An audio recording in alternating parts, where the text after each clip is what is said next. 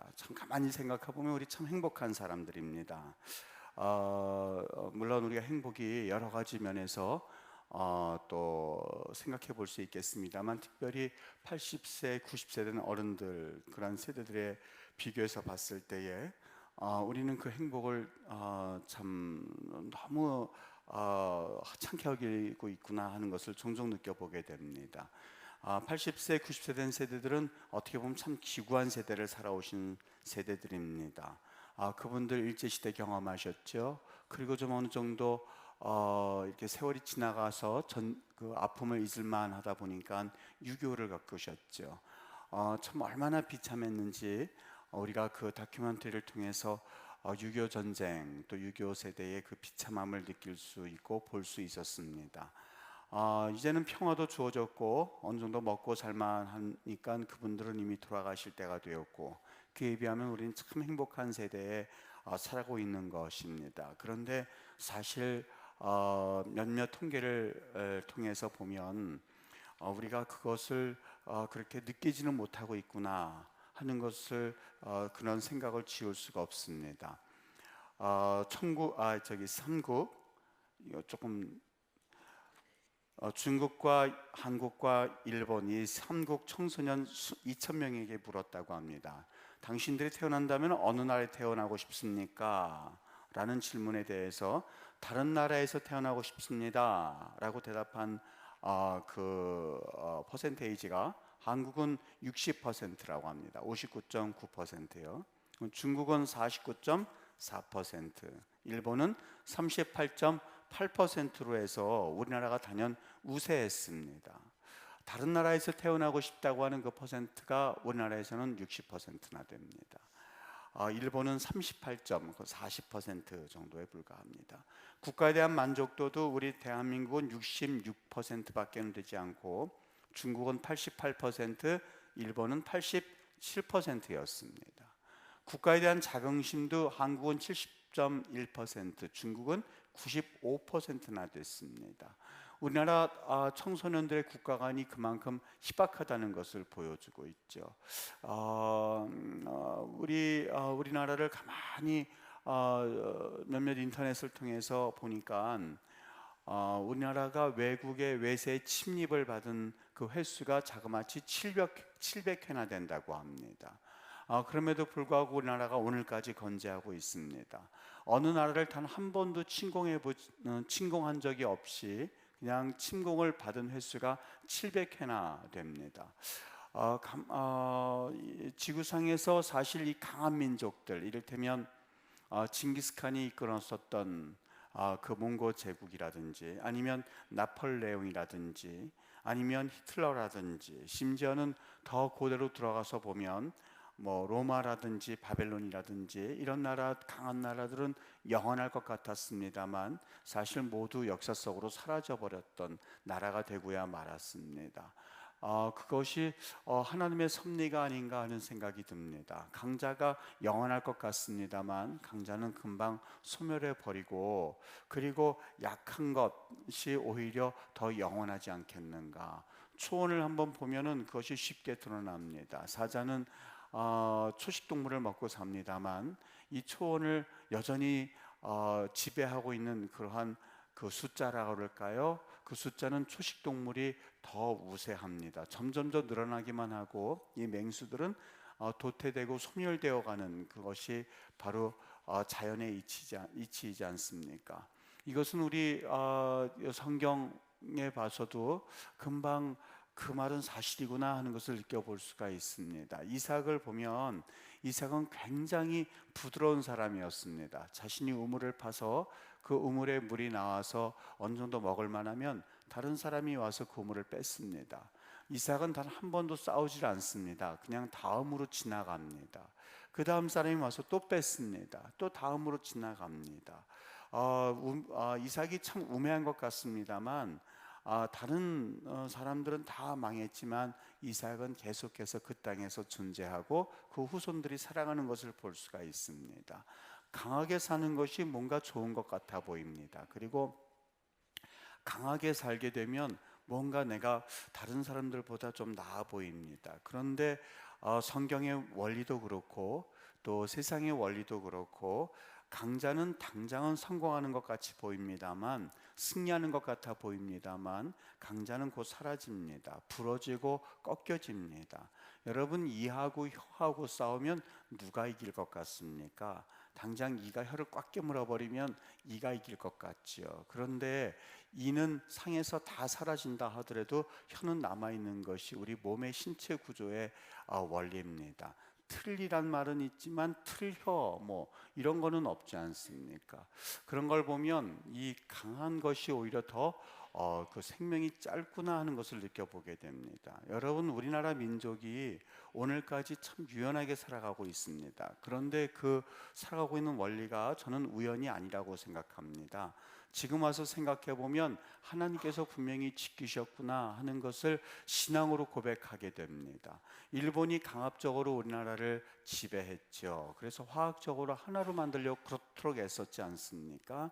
그런데도 지금까지 우리나라는 건재하고 있습니다. 아니, 세계에서 일본을 깔보는 나라는 우리 유일하게 대한민국밖에는 없습니다. 그 이유가 어디 있다고 생각합니까? 저는 그 이유가 오직 우리 하나님을 바라보는 신앙에서 찾을 수 있다고 봅니다.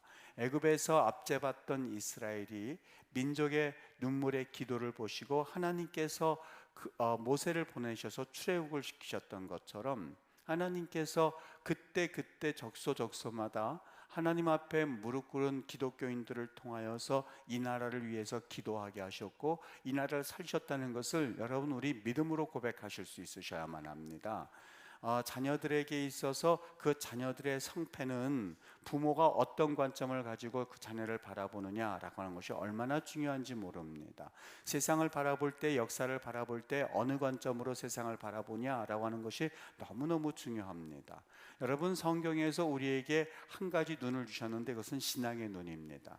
저는 일본과 우리 대한민국의 역사를 바라볼 때에 물론 여러 가지 이유를 들 수 있습니다만, 저는 분명하게 이런 기독교인에게 있어서 신앙을 통해서 하나님이 이 나라를 구원해 주셨다는 그러한 분명한 하나님 안에서의 그 가치관, 하나님 안에서의 관점이 반드시 필요하다고 생각을 합니다. 남궁옥 선생이 삼천리반도 금수강산 하나님 주신 동산 일하러 가세 일하러 가라고 찬양을 작시했습니다. 우리가 정말 이 노래를 보면서 우리 일하러 가십시다 이렇게 생각해서는 안 됩니다. 그때가 바로 일제시대 때에 그런 작시했던 시였습니다. 삼천리반도 강산 일하러 가세라고 하는 일하러 가는 일제시대 때에 일본 사람들이 모르게 우리가 작시했던 그 시의 내용은 일본 사람들이 모르게 그 내용을 담아내고 있는데, 삼천리반도 강산 우리 독립운동하세라는 의미를 가지고 지었다고 합니다.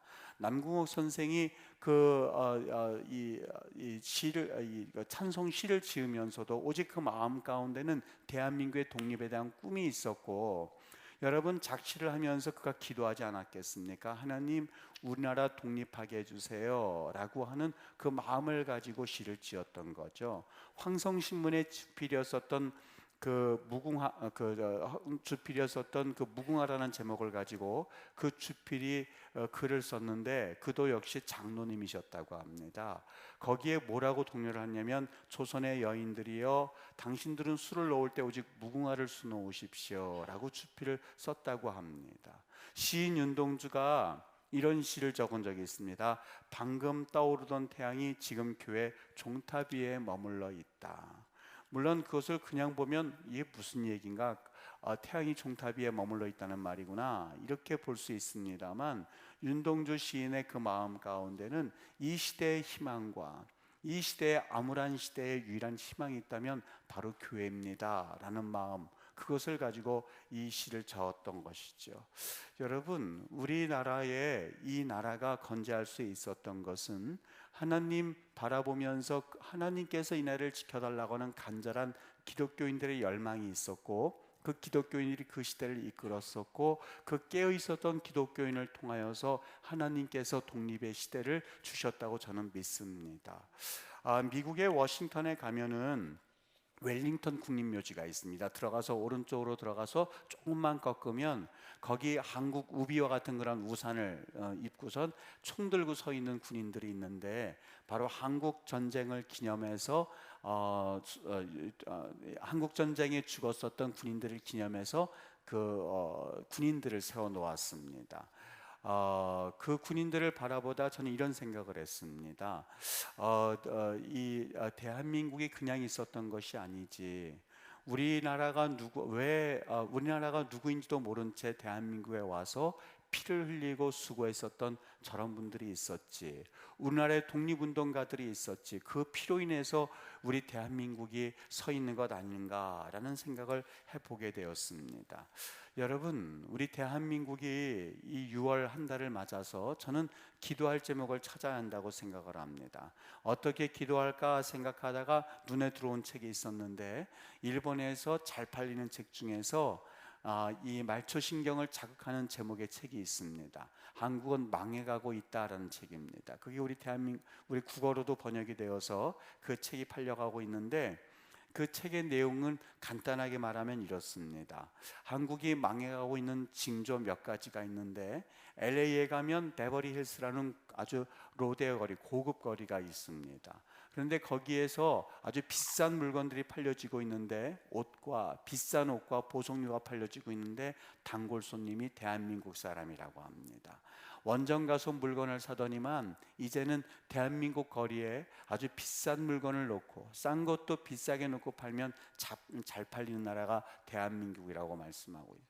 그리고 또 기업인들은 노사빈들에 인해서 기업 문을 닫고 은행에 돈을 집어넣고 그냥 편안하게 사는 것을 이제는 원하고 있기 때문에 대한민국은 점차 멸망하게 하고 있다고 하는 것이 그 책의 내용이었습니다. 여러분, 우리나라가 저는 그 책이 뭐 다 맞다고는 생각하진 않습니다만, 그 책을 보면서 한 가지는 기도하고 싶은 제목이 떠오르기 시작했습니다. 1967년에 6월 5일 날 중동전이 일어났는데요.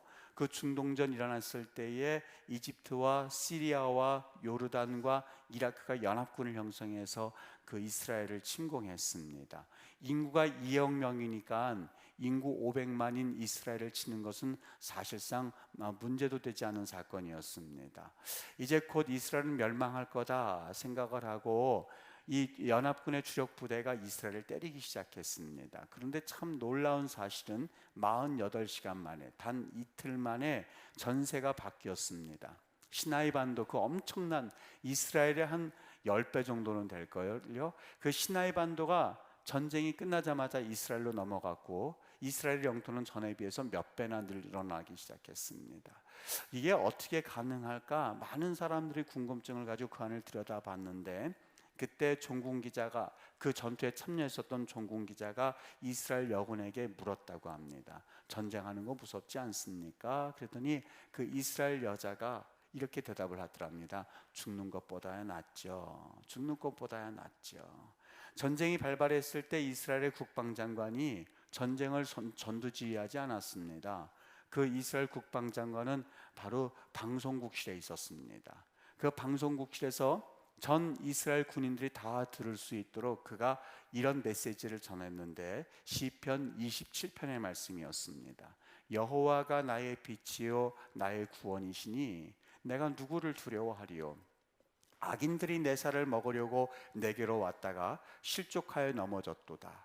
군대가 일어나 나를 치려하여도 내가 오히려 안연하리로다 라고 하는 그 시편 27편 말씀을 국방장관이 전 이스라엘 군인들에게 반복해서 일러주었고 계속해서 그 말씀을 일러주는 것이 국방장관의 그 당시의 전쟁 방법이었다고 합니다.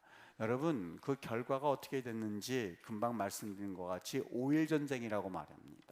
어떤 사람은 7일 전쟁이라고도 말하는데, 하여간 5일이 되었든 7일이 되었든 이스라엘이 연합군에 의해서 멸망당할 줄 알았더니 오히려 연합군이 5일 만에 전세가 뒤바뀌어져서 멸망당했던 사건이었습니다. 여러분, 우리 그리스도인이라면 한 가지 큰 그림을 그리실 수 있으셔야만 합니다. 우리 그리스도인들에게 큰 그림이라고 하는 것은 이 나라와 이 민족을 향한 꿈과 소망을 가지실 수 있으셔야만 합니다. 저는 오늘 이 본문을 보면 너무너무 가슴 벅찬 마음으로 읽을 수 있는 본문이라고 생각이 됩니다. 40일 동안 시내산에 올라가 있었을 때에 산 아래에 내려와 보니까 금송아지를 만들고 이스라엘 백성들이 야단이 났습니다. 정말 그 백성들이 모두 다 할 것 없이 그 우상 숭배에 빠지고 있었습니다. 그때 하나님께서 모세에게 이르셨는데, 나는 이 백성들이 신물이 났어. 내가 이 나라 이 자손들을 다시 세울 거야. 여러분, 그 말을 들었을 때에 모세가 할 수 있는 대답이라고는 준비가 되어 있지 않은, 그 어떻게 보면 하나님, 어쩔 수 없지요, 이런 말밖에 없었을 겁니다. 왜냐하면 자신도 너무나 분노해서 그 민족에게 돌을 던져서 그 계명이 깨질 만한 그러한 사건이었었거든요. 그런데 그때에 그 민족을 향해서 하나님이 그런 마음을 품었을 때에 이 모세가 하나님께 이런 중보의 기도를 드립니다. 하나님, 이 백성을 여기까지 끌고 나와서 죽이려고 하십니까? 이 백성이 언제는 의로웠었고 언제는 선했습니까? 여기서 이 백성을 죽이시면 하나님께서 아브라함에게 약속하신 그 약속은 어떻게 되겠습니까? 이 애굽 백성들이 우리를 볼 때 뭐라고 말하겠습니까? 하나님이 이 백성을 용서하지 아니고 죽으신다면 제가 이 백성과 함께 죽겠습니다 라는 내용이 11절부터 13절의 내용입니다. 여러분, 하나님께서 뜻을 정하시고 나 이 백성 멸망할 거야 이렇게 정하셨어도 모세가 나라를 위해서 중보하고 하나님의 그 백성을 위해서 중보했을 때 하나님께서 그 기도를 들으시고 응답하신 사건이었습니다. 우리 그리스도인들이 나라가 위태롭다, 나라가 어렵다 하지만 우리 그리스도인들이 기도하는 일꾼들 10명만 있으면 하나님께서 이 나라를 돌이킬 수 있다고 하는 것, 이것이 바로 성경의 원리입니다. 나라가 많이 어렵다고들 이야기합니다. 그러나 기도하는 일꾼들은 없습니다. 나라가 매우 힘들다고는 합니다만 오래지도 않습니다. 한 20년 전만 했었어도 산에서 기도하는 사람들이 얼마나 많았는지 모릅니다. 그런데 그 기도하는 소리가 점점점 줄어들고 있습니다. 교회에서는 밤이 새도록 기도하면서 구국 기도회를 하고 있었고 나라와 민족을 위한 기도를 하고 있었는데 그 소리가 점점 줄어들고 있습니다. 그리고 그냥 어떻게 하면 이 나라가 흘러가겠지라고 생각을 합니다. 그렇지 않습니다. 저기 우리 표가 있는데 기도하는 한 사람은 기도하지 않는 민족보다 강하다 표를 적어놨습니다. 여러분, 하나님 안에서 우리가 기독교인이란다면 그 기독교인의 냄새가 있어야만 합니다. 기독교인의 냄새라고 하는 것은 그냥 겉모습만 기독교인이 아니라 그 안에는 기도의 은혜가 있는 그러한 은혜의 냄새가 있어야만 합니다. 이것이 바로 기독교인의 모습입니다. 6월 한 달 무엇을 위해서 기도할까, 어떻게 한 달을 위해서 살아갈까라고 생각하다가 6월이 호국의 달 이렇게 이름을 지었습니다만 이것은 말로 되지 않습니다. 우리가 하나님 앞에 기도하고 엎드릴 때 비로소 우리 하나님이 이 나라를 축복하실 줄 믿습니다. 다음 주에는 또 우리 한 주간을 밤마다 기도하는 그 시간으로 가지려고 합니다. 여러분, 기도의 열정이 사라지고 그리고 기도하면 뭐하나 이런 마음이 사라질 때에 다시 한번 하나님 앞에 옷깃을 여미고 주님 앞에 나오십시오. 주님, 내 나라와 내 민족을 살려주시옵소서. 내 가정도 살려주시옵소서. 이 땅은 때로는 나는 50년 60년 살다가 죽지만 앞으로 50년 60년 밖에는 못 살지만 이 땅은 우리 후손들이 영원히 살아야 할 땅입니다. 이 나라를 축복해 주시고 우리 후손들이 하나님을 영원히 잃지 않도록 은혜를 달라고 하는 하나님 앞에 순교의 마음을 가진 그 기도가 있을 때 비로소 이 나라는 유지될 것입니다. 순교의 피를 통하여서 100년이 지난 우리는 이런 번영을 누렸는데 오늘 우리가 순교의 각오를 가진 기도를 뿌리지 않으면 100년 이후에 이 나라는 어떻게 될지 아무도 알 수가 없습니다. 100년 전에 순교의 피를 가지고 살아가고 있다면 여러분 100년을 내다보면서 눈물의 기도를 하실 수 있으셔야만 합니다. 그 하나님 앞에서 눈물의 기도가 있을 때 비로소 이 대한민국은 다시 한번 하나님 안에서 영적인 부흥 그리고 육적인 부흥도 이루게 될 줄 믿습니다. 이러한 귀한 도전과 은혜가 여러분과 저에게 있게 되기를 예수님의 이름으로 축복합니다. 기도하겠습니다. 여러분, 우리 몇 가지